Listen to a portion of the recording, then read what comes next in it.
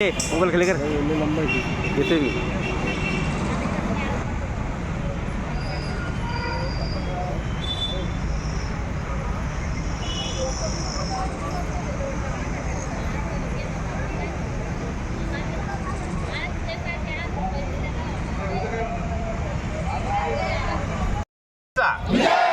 कामगार कर्मचारी एकजुटीचा, कामगार कर्मचारी एकजुटीचा, पगार आमच्या हक्काचा, नाही कुणाच्या बापाचा, पगार आमच्या हक्काचा, नाही कुणाच्या बापाचा. आज या ठिकाणी सर्व चतुश्रेणी कर्मचारी संपावरती बसलेले आहे. प्रशासनाला गेम 25 सेकंड पुढे गेले बरं.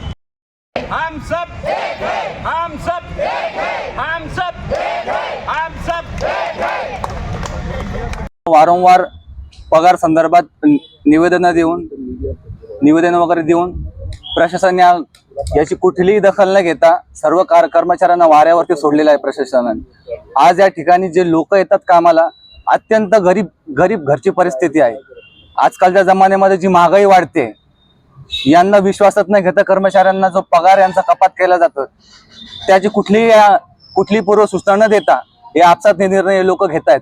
आणि त्यांना जर का कोणी आमच्यामधून त्यांना जर का कोणी कॉन्ट्रॅक्टदाराला फोन केला वगैरे काय केला, तर ते उडाउडीची उत्तर देण्याचं काम या ठिकाणी ते करतात. तर आमचं एवढंच म्हणणं आहे की जो आम्हाला 2024 मध्ये 8,500 जो पगार मिळत होता नियमानुसार, तो पगार का कमी झाला, त्यांनी आम्हाला त्याची एक लेखीमध्ये देण्यात यावं. आम्हाला वाटत नाही की रुग्णांचे हाल झाले पाहिजे, पण हे प्रशासन आमची सहनशीलतेचा अंत झालेला या ठिकाणी आणि सर्व कर्मचारी त्यामुळे संपावरती बसलेले आहे. जोपर्यंत आमच्या मागण्या पूर्ण होत नाही तोपर्यंत हे आंदोलन असंच चालत राहील. आणि हे आंदोलन जर का त्यांना संपवायचं असेल तर त्वरित सर्व प्रशासनाने आमच्या मागण्या पूर्ण कराव्यात, नाहीतर हे आंदोलन खूप मोठ्या स्वरूपात वाढेल आणि याला सर्व प्रशासन व जो संबंधित ठेकेदार जिम्मेदार राहील, एवढंच मी या ठिकाणी सांगू इच्छितो. माझं नाव सुजित हिवराळे. करण्याची वेळ येत आहे. मी प्रभाकर मते पाटील, भारतीय कामगार सेना संयुक्त सरचिटणीस. हे घाटी अंतर्गत असलेले शासकीय कर्करोग रुग्णालय आहे. गेल्या 10 ते 12 वर्षापासून हे लोक इकडं काम करतात. अतिशय तुटपुंज पगारीवर यांनी अगोदर काम केलेलं आहे. हे सर्व कोविड योद्धे, कोविडमध्ये यांनी 24 तास 30 तास काम केलेलं आहे. असे त्यांना कोविड योद्धे म्हणून सर्टिफिकेट पण दिलेलं आहे. आणि त्यानंतरही यांची अशी हेळसांड होती आहे. नंबर 1 यांना 10 वर्ष 6,000 पगारीवर राबवून घेतलं. दुसरी बाब, यांनी 1-2-3 वर्षापूर्वी भारतीय कामगार सेनेची स्थापना केली. हा आम्ही विषय कायदेशीर कामगार आयुक्ताकडं त्यांच्याकडं छेडला, संबंधित मंत्र्यापर्यंत नेला. आणि यांना पहिली आमची मागणी होती, यांना कायम करा, परमनंट करा.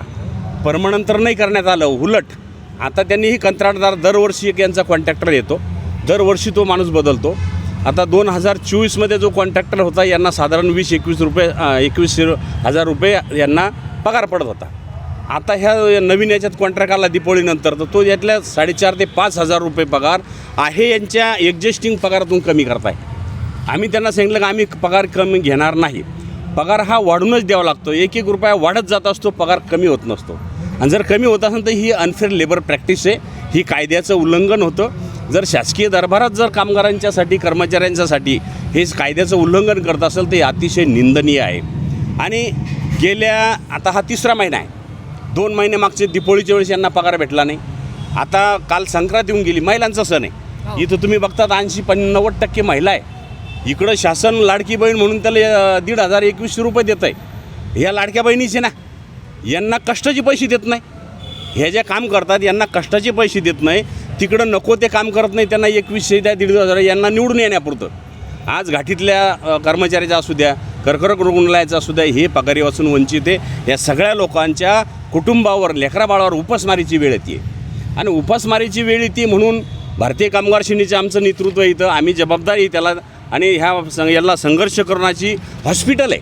रुग्णांची गैरसोय होऊ नये म्हणून आम्ही आतापर्यंत आंदोलन घेतलं नाही. इकडे येणारे गोरगरीब रुग्णसुद्धा गरीबच असतात आणि त्यांची गैरसोय नको होऊ. गेल्या 1 महिन्यापासून आम्ही विचार करतो आहे की बाबा आपल्याला आंदोलन उभं करायचं, परंतु परत रुग्णांच्यासाठी आम्ही परत थांबून आहे की बाबा आपल्यासारखेच ती गरीब आहे, त्यांची अडचण व्हायला नको. पण आता आमचीच उपासमारी आली. आम्ही आता याच्यानंतर यांनी जर मार्ग काढला नाही याच्यासाठी आणखी एक सांगतो. एक 15 ते 20 दिवसापूर्वी आमची युनिट कमिटी अधिष्ठाता यांना भेटायला गेली शुक्रे साहेबाला. शुक्रे साहेबाला भेटायला गेले तर शुक्रे साहेबांनी सांगितलं की तुमचा माझा संबंध नाही, तुम्ही कर्मचारी त्या कॉन्ट्रॅक्टरचे, आम्ही कर्मचारी ह्या घाटीच्या अंतर्गत काम करतो.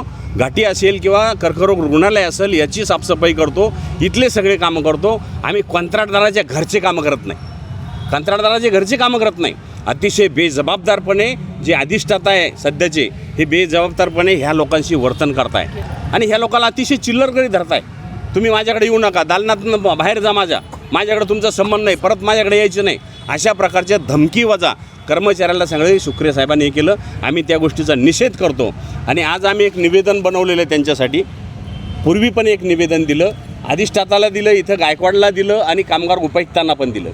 कामगार उपायुक्तांनी त्याची त्यांना नोटीस पाठवलेली आहे. बहुतेक आज गुरुवार आहे ना, 17 तारखेला त्यांनी तिथं सुनावणी ठेवलेली आहे का लेबर ऑफिसरला, तिथं सुनावणी ठेवलेली आहे. परंतु आम्ही पगार कमी घेणार नाही आणि 2-2, 3-3 महिने उपाशीपोटी आमच्याकडून काम करून घेऊ नये. या घाटी प्रशासनानं जागे व्हावं, अन्यथा आमच्याकडं मोठं तीव्र आंदोलन घेतल्याशिवाय पर्याय राहणार आहे. एकीकडे प्रशासन तर पाहिलं आपण सरकारी कर्मचाऱ्यांचा पगार हा रुकत नाही, मात्र कंत्राटी कर्मचाऱ्यांचा वेळ आले की त्यांना 3-3 महिने सुद्धा हे करावं लागतं. सरकारी कर्मचारी असेल, कंत्राटी कर्मचारी असेल, शेवटी ते कर्मचारी आहे. प्रत्येकाला परिवार आहे, प्रत्येकाला लेकरं बाळ आहे, त्याचं घर आहे. आज हे लोक तुम्ही बघता, यांचं घर चालवणं अवघड झालं. हे लेकरं अर्धपोटी काम हे सुद्धा अर्धपोटी खात आहे. यांच्या लेकरं बाळाला शाळेला शिक्षणाला अडचण येऊ लागली, त्यांना घर चालायला अडचण येऊ लागली. आता आमचं पुढचं आंदोलन असणार आहे. याच्यात यांनी मार्ग लवकर नाही काढला, आम्ही सगळे लेकरा बाळासहित अधिष्ठाताच्या केबिनला जाऊन बसणार आहे. तिथंच आमची त्यांनी खायप्यास सोय करा, आम्ही इकडं काम करणंही सोडून देऊ आणि तिथं उपाशी तापाशी त्यांच्याकडे आंदोलन करणार आहे. आणि जर त्याच्यातनं घाटीमध्ये असू द्या का या कॅन्सर हॉस्पिटलमध्ये असू द्या, जी काय कायद्याचं उल्लंघन होईल किंवा जेव्हा काय वातावरण निर्माण होईल, याला सर्वस्वी घाटी व्यवस्थापन जबाबदार राहील. याला कर्मचारी किंवा भारतीय कामगार सेना जबाबदार राहणार नाही. भारतीय कामगार सेनेच्या धोरणात आंदोलन नाही आहे, त्यातल्या त्यात हॉस्पिटलमध्ये नाही आहे. पण आम्हाला अधिष्ठाता शुक्रेचं करायचं काय? कर्मचाऱ्यांवर अन्याय करणाऱ्या व्यवस्थापनाचा, कर्मचाऱ्यावर अन्याय करणाऱ्या व्यवस्थापनाचा, घाटी व्यवस्थापनाचा, घाटी व्यवस्थापनाचा, कर्मचाऱ्यावर उपासमारी आणणाऱ्या शासनाचा, कर्मचाऱ्यावर उपासमारीची वेळ आणणाऱ्या शासनाचा, घाटी प्रशासनाचा. आम्ही गेल्या 10 ते 12 वर्षापासून या घाटीमध्ये काम करत आहोत आणि गेल्या 10 वर्षापूर्वी आम्हाला 3 ते 4 हजार पगार होता. असा करता करता आमचा 5,000 पगार झाला. आम्ही आंदोलन करता 2024ला 18,000 हा पगार लढून आम्ही घेतलेला आहे यांच्याकडून आणि प्रशासनानं 18-18,500 पगार दिला. पण अचानकपणे या प्रशासनाने आम्हाला कुठल्याही विश्वासात न घेता आता 2025 मागच्या महिन्यात जानेवारीपासून आम्हाला यांनी 13-12 असा 11,000 रुपये हा पगार डायरेक्टली दिलेला आहे. म्हणजे 5 ते 6 हजार रुपयानं आम्हाला पगार कमी झाले. तर आता वाढत्या महागाईनुसार हा पगार बराबर आहे का आणि या लोकांचे पगार का कमी होत नाहीत, प्रशासन लोकांचे आमचेच का होतात, याच्यावर आमचा या प्रशासनाला विषय आहे आणि त्याच्यामुळं आम्ही हे आंदोलन करत आहे. किती महिन्यापासून तुमचा पगार वेळेवर आमचा 3 महिने झाला पगार वेळेवर नाही आणि याच्या अगोदर दीपावलीच्या अगोदर पण 3 महिने पगार झाला नव्हता. आता आमचा सण गेला, लेकीबाळीचा पूर्ण सण गेला, मायाबाईंचा सण गेला. या सणाच्या दिवशीसुद्धा प्रशासनाने पगार केला नाही, कुणाच्या घरात खायला नाही. आज इथे बसलो तर आज आंदोलन करतो म्हणून तर अंजादे पंचे असा पगार टाकणे चालू आहे म्हण, हे असे आम्हाला लोक कळवितात. नाव आपलं? धम्मपाल परगणे, भारतीय कामगार सेना, कॅन्सर हॉस्पिटल. कारण आहे की पगार कमी झालेला आहे. आमचा 18,000 पगार होता, आमचा डायरेक्ट 12,000 रुपये पगार झालेला आहे. 12,000त आमचं घर कसं चालणार? लहान लेकरं सोडून आम्ही कामाला येतो, घरी त्यांना ताप बी आली तरी त्याचा विचार करत नाही, तरी दवाखान्याचा विचार आम्ही करतो, तरी हा प्रशासन आमचा विचार करत नाही. करोनाच्या काळामध्ये आम्ही घरदार सगळं सोडून इकडं मन लावून सेवा केलेली आहे, तरी यांना आमची काळजी येत नाही. आमचा जीव एका धोक्यात असताना तरी मनाभावानी यांची खूप सेवा केलेली आहे. पेशंटची विचार केला नाही की यांना हात लावल्याने आम्हाला करोना होणार का नाही होणार, घराचा विचार केला नाही, काही विचार केला नाही. आणि यांनी डायरेक्ट आमचा पगार इतका कमी केला आहे की आता आम्हाला खायला पण नाही आणि 3 महिने झाले आमचा पगार होत नाही. प्रत्येक वर्षी असंच असतं, हा महिन्याचा पेमेंट त्या महिन्याला, त्या महिन्याचा पेमेंट त्या महिन्याला, असं कुठपर्यंत चालत येणार आहेत. आम्ही किती पण कोशिश केली तरी ते आम्हाला इथपर्यंतच आणतात की असं चालूच असणार आहे. आता थोड्या दिवस आहे, नंतर थोड्या दिवस आहे, पण खूप वर्ष झाले, आता 12 वर्ष झाले, कुठपर्यंत ऐकणार. सध्या 18,000 होता आणि आता 12,000 केला. 12,000तून आमचे 5-6 हजार रुपये कमी झाले. 3 महिन्याचं माझं घर किराया थकलेला आहे. घर मालक म्हणतो घर खाली करा. मी कुठं जाऊ, रस्त्यावर जाऊ का? मी इथं 12 वर्षापासून काम करते. मग माझी या प्रशासनाला काहीतरी काळजी पाहिजे. अनिता विजय होरशेड. अरे ॲडव्हान्स देऊन काय होणार आहे? यांची खोली भाडं आहे प्रत्येकाचं, त्या खोली भाड्यातनं काही त्याला कर्मचारी सांगताय ते खोली मालक बाबा घर खाली करून देतो. यांनी राहायचं कुठे मग? रस्त्यावर यायचं घ्या लोकांना. म्हणून हा प्रश्न फार ज्वलंत आहे आणि ह्या प्रश्नाकडं तुम्ही या MCN आणि सगळ्या माध्यमातून याला वाचा फोडण्याचं काम करताय. सगळ्या पत्रकार बांधवाचं मी भारतीय कामगार सेनेपासून मनापासून अभिनंदन करतो. धन्यवाद.